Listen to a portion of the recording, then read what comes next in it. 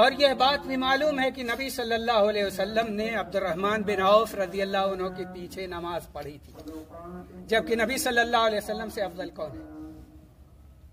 اور بعض روایتوں سے معلوم ہوتا ہے کہ ابو بکر رضی اللہ عنہ کے پیچھے 2 بار آپ نے پڑھی، ایک بار تو ابو بکر رضی اللہ عنہ پیچھے ہٹ گئے، آپ آگے بڑھے اور نماز پڑھا دی، اور ایک بار آپ نے ان کو روک دیا اور کہا آگے رہو پڑھاؤ۔ تو اس سے یہ معلوم ہوتا ہے کہ نماز ہمارے لیے پڑھنا درست ہے ہر مسلم کے پیچھے، چاہے وہ بڑے علم والا ہو یا کم علم والا۔ ہاں ضرور افضل ہے کہ وہ آدمی امامت کرائے جو قرآن کو سب سے زیادہ پڑھنے والا ہے، اقرأہم لکتاب اللہ، اللہ کی کتاب کو سب سے زیادہ پڑھنے والا وہ امامت کرائے۔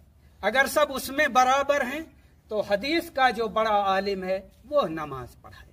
اگر اس میں سب برابر ہیں تو ایسی صورت میں جو پہلے مسلمان ہوا ہے وہ نماز پڑھائے، اور اس میں سب برابر ہیں جو پہلے ہجرت کیا ہے وہ نماز پڑھائے، اور ان سب میں برابر ہوں تو جس کی عمر زیادہ ہے وہ نماز پڑھائے۔ تو یہ افضلیت کی بات ہے، لیکن جواز اور جائز ہونا وہ تمام مسلمانوں کے پیچھے جائز اور درست ہے۔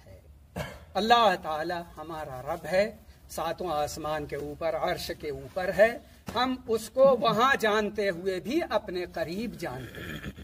وہ ہماری باتیں سنتا ہے، ہمارے اعمال کو جانتا ہے، اس سے کوئی چیز چھپی ہوئی نہیں ہے، وہ وہاں رہتے ہوئے بھی ہم سے قریب ہے، اور ہم اس کی عبادت کرتے ہیں، اس سے ڈرتے بھی ہیں، اس کی تعظیم کرتے ہیں اور اس سے محبت بھی کرتے ہیں۔